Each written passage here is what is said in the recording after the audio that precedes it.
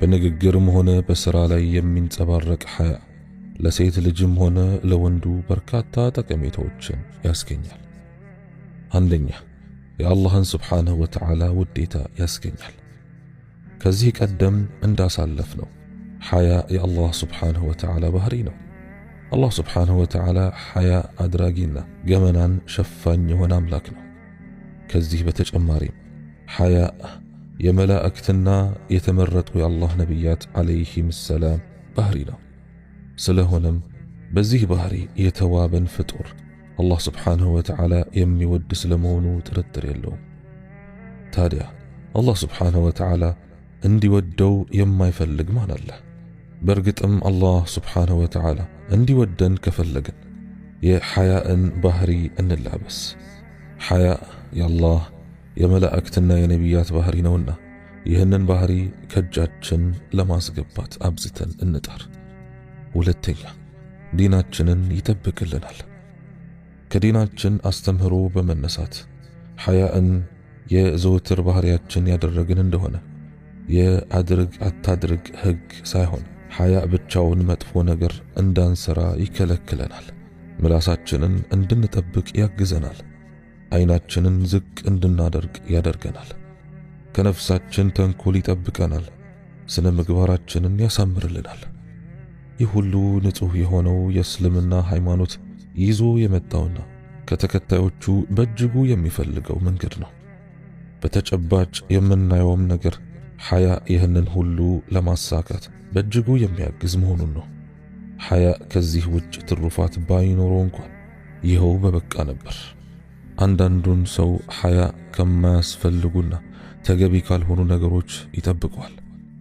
ሼኽ ዓሊ ኢብኑ ዓብዱላህ አቱርኪ በግብፅ የኖረውንና በ804 የሞተው ከደጋግ ሰዎች መካከል የነበረውን የግብፅ ገዢ አናስርን ሲገልጽ ግርማ ሞገስ ያለው ሰው ነው ይለዋል። በናስር ዘመን ስለነበሩት ሰዎች ሲገልጽ ደግሞ በናስር ዘመን የኖሩትን ሰዎች አውቃቸዋለሁ። ስለ ሃይማኖት ግድ አልነበራቸውም። ሆኖም ግን ብዙ ነገሮችን ከመፈጸም የሚያግዳቸው ሐያእና ራስን ማቀብ ውስጣቸው ነበር ይላል። ይህንኑ ንግግር አልሓፊዝ ኢብኑ ሐጀር የዘገቡት ሲሆን ሼኽ ዓሊ በዘመናችን ያለውን ሁኔታ ቢያዩ ኑሮ ምን ይሉ ነበር በማለት ይጠይቃል። እኛም እስቲ እንጠይቅ። እነኚህ ሁሉ ዘጋቢዎች ከዘገባቸው በኋላ ያለውን የዘመናችንን ሁኔታ አይተው ቢሆን ኑሮ ምን ይሉ ይሆን? ኢና ሊላህ ወኢና ኢለይሂ ራጂዑን። ሶስተኛ፣ ክብራችንን ይጠብቅልናል። ሰዎች ሐያ ላለውና ለሌለው ሰው የሚሰጡት ግምት እኩል አይደለም። ሰዎች ሰውን የሚያከብሩት አንድ ሰው ለራሱ በሰጠው ግምት ልክ ነው። ራሱንና ሌሎችን የሚያከብር ከሆነ ያከብሩታል፣ ያልሆነ እንደሆነ ደግሞ ይንቁታል፣ ደረጃውንም ያወርዱታል። አንድ ሰው ራሱን የሚያስከብረውም ሆነ የሚያዋርደው በሐያኡ ልክ ነው። ሐያ ያላት ሴት በተለምዶ ክብሯንና ጨዋነቷን የጠበቀች ናት። ዲን ማይኖራት እንኳን ሐያዋ ራሷን እንድትጠብቅ ያደርጋታል። በዚህም ራሷንም ሆነ ቤተሰቧን ከመጥፎ ነገር በመጠበቅ የራሷንም ሆነ የነሱን ክብር ትጠብቃለች። አራተኛ፣ ሐያ የሴትነት መገለጫ ነው። በሴትነቷ ክብር የሚሰማት ሴት ከተፈጥሯዊ ባህሪዋ አንጻር ተቃራኒ አትሆንም። ወንዳ ወንድና ፈጣጣ ሴት ከእውነተኛ የሴትነት ባህሪዋ የራቀች ናት። ከሐያ እና ከዓይን አፋርነት በላይ ለሴት ልጅ በውበት ላይ ውበትን የሚጨምርላት ነገር የለም። ሐያ ያላት ሴትም ትክክለኛና እውነተኛ ሴት ናት። ሆኖም ግን በዘመናችን በነጻነት ስም በርካታ ከሴት ልጅ ተፈጥሯዊ ባህሪ ጋር የማይሄዱና የእስልምናን አስተምህሮ የሚጻረሩ ድርጊቶችን እናስተውላለን። ብዙዎችም ድርጊቱ ትክክል እንዳልሆነ ውስጣቸው እያወቀ ሌሎች ስላደረጉ ብቻ ሲያደርጉት ይታያል። ለማንኛውም ሴት ከሴት ልጅ ጋር የማይሄደውን ባህሪ ከውስጧ ስሜት በላይ የሚነግራት ማንም የለም። ስለሆነም ሙስሊሟ ሴት በዚህ ረገድ ሁሌም ንቁ ልትሆንና አላህ ስብሓነሁ ወተዓላ በሚወደው ነገር ላይ ብቻ መዘውተር ይኖርባታል። እርቃንነትንም ሆነ ሌላውን ከሴት ልጅ ሐያ ጋር የሚጣረሰውን ነገር ሁሉ አጥብቃ ልትሸሽ ይገባል። ሄንሪ መከው የተባለ ምዕራባዊ ጸሐፊ እንዲህ ይላል። በግድግዳዬ ቢሮ ላይ 2 የተሰቀሉ ፎቶዎች አሉ።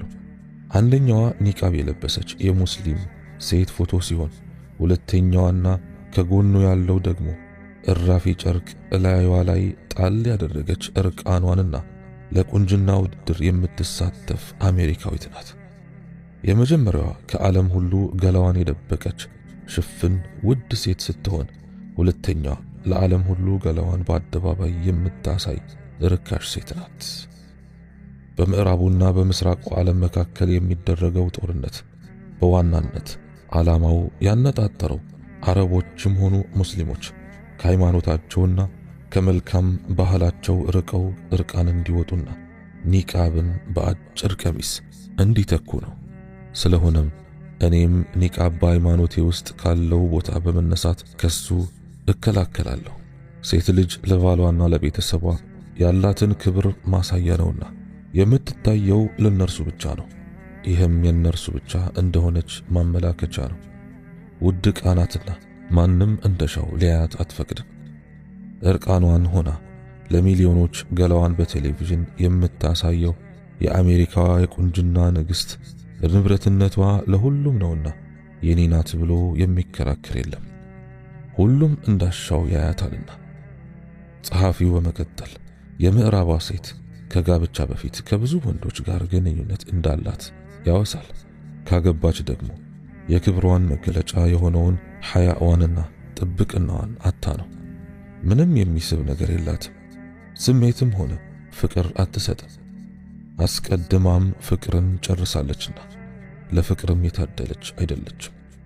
በምዕራቡ ዓለም ያለች እንስት የወንዳ ወንድነትን ባህሪ በመላበሷ ሚስትም ሆነ እናት የመሆን ሞራልም ሆነ አቅም የላትም።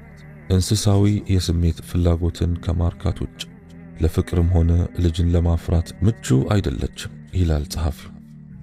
በእርግጥ በራስ ላይ ከመመስከር የበለጠ ሌላ ምስክርነት አያሻም። 5ኛ ራስን ማቀብ ይኖራል። ሐያ እንደ ሰው ቅርበትና ርቀት ከሰዎች ጋር በምናደርገው ግንኙነት ሚዛናዊነታችንን ጠብቀን እንድንኖር ያግዘናል። እጅግ ለሰው እንዳንቀርብም ሆነ በጣምም እንዳንርቅ ይረዳናል። መልካም ባህሪዎቻችንም ጠብቆ ያቆይልናል፣ መጥፎቹን ደግሞ ያስወግድልናል። በአልቡኻሪ ሰሒሕ ከቡሸይር ኢብኑ ከዓብ እንደተዘገበው ቀስታ የሐያ መገለጫ ነው፣ እርጋታ የሐያ መገለጫ ነው የሚል ጥበባዊ አባባል አለ ብሏል። ኢማም አልቁርጡቢ ረሒመሁላህ ይህንኑ ንግግር ሲተነትኑ ቡሸይር ይህን ማለታቸው ሐያ አንድ ሰው ሌላውንም ሆነ ራሱን እንዲያከብር ያደርጋል። አንዳንድ ሐያ ደግሞ ብዙ ሰዎች በተለምዶ ከሚያደርጉትና የሰው ልጅ ሊፈጽመው ከማይገባው ነገር ያርቃል ማለት ነው ብለዋል። 6ኛ ባሏ ይወዳታል፣ ሚስቱ ትወደዋለች። ከጋብቻ በፊትም ቢሆን ለሴት ልጅ የትዳር ምርጫዋ ረጋ ያለ ወንድ ነው። ወንዶችም ቢሆኑ በራሳቸው የቱን ያክል መጥፎ ባህሪ ቢኖራቸውም እንኳን ለትዳር የሚመርጡት ረጋ ያለችና ጨዋ የሆነችዋን ሴት ነው። ሁሉም ለራሱ ጥሩ ነገር ይመኛል። የሚገርም ነው። መጥፎ ሆኖ ከመጥፎ ጋር መኖር የሚፈልግ ማንም የለም። ከጋብቻ በኋላም ቢሆን ሐያ ያላትን ሴት ባሏ ይወዳታል። ሌላ የባህሪ ችግር ቢኖርባት እንኳን ባላት ሐያ ምክንያት ያስበልጣታል። ሐያ ያላት ሴት ሐያዋን በመጠቀም በርካታ የትዳር ችግሮችን ታልፋለች። ባሏም ሐያዋን ከግምት በማስገባት ብታጠፋም ያልፋታል፣ በብዙ ነገርም ይችላታል። ሴት ልጅም ብትሆን ባሏ ጨዋ፣ የተረጋጋና በሰዎች ዘንድ የተከበረና የሚታፈር ሲሆን ክብርና ኩራት ይሰማታል። ከሌሎች እህቶቿ በተሻለ መልኩ እድለኛ እንደሆነችም ይገባታል። 7ኛ ሰዎች ያከብሩታል ወይም ያከብሯታል። ሰዎች ሐያ ያለውን ሰው ይወዳሉ፣ ያከብራሉ። ሴት ልጅ ላይ ይህ ባህሪ ሲንጸባረቅ ያዩ እንደሆነ ያከብሯታል፣ ይወዷታል። በወንድ ልጅ ላይም ቢሆን ተመሳሳይ ነው። በዚህም የተነሳ በማህበረሰብ ውስጥ የሚኖራቸው ተቀባይነት ከፍ ይላል፣ መወደዳቸውም ይጨምራል፣ የላቀ ቦታም ይሰጣቸዋል። በተለይ በዚህ ሐያ በጠፋበት ዘመን ውስጥ ከወንድም ይሁን ከሴት ሐያ ያለው ሰው ማየትም ሆነ ማግኘት ውስጥን ደስ ያሰኛል። በእርግጥም አንድ የጥበብ ሰው እንዳሉት ሐያ ክብርን ያጎናጽፋል፣ ውዴታን ያስገኛል፣ በሰዎች ዘንድ ያስወድሳል፣ አእምሮን ያበለጽጋል፣ የሰውን ደረጃ ከፍ ያደርጋል፣ በሰዎች ዘንድ ተቀባይነት ለማግኘትም ያግዛል። 8ኛ ሐያ የሚያስቀና ባህሪ ነው። ሐያ ያላቸው ሰዎች በሰዎች ዘንድ ተወዳጅ በመሆናቸው ሌሎችም መልካም ሰዎች እንደነሱ መሆንን ያልማሉ፣ ይመኛሉ። የማያውቋቸውም ሰዎች ሁሉ ከነርሱ ለመተዋወቅ ይጥራሉ። በዚህ መልካምና በጎ ተፈጥሯዊ ባህሪ ሞኝነት በሆነበት ዘመን የመልካም ባህሪ ባለቤት ሆኖ መገኘት በእርግጥም መታደል ነው። الله سبحانه وتعالى حياء يلابسا. اللهم اغفر لي ولوالدي ولجميع المسلمين والمسلمات الأحياء منهم والأموات. اللهم إنك عفو تحب العفو فاعف عنا. اللهم إنك عفو تحب العفو فاعف عنا. يا حي يا قيوم برحمتك نستغيث، أصلح لنا شأننا كله ولا تكلنا إلى أنفسنا طرفة عين. اللهم أنت السلام ومنك السلام، تباركت وتعاليت يا ذا الجلال والإكرام.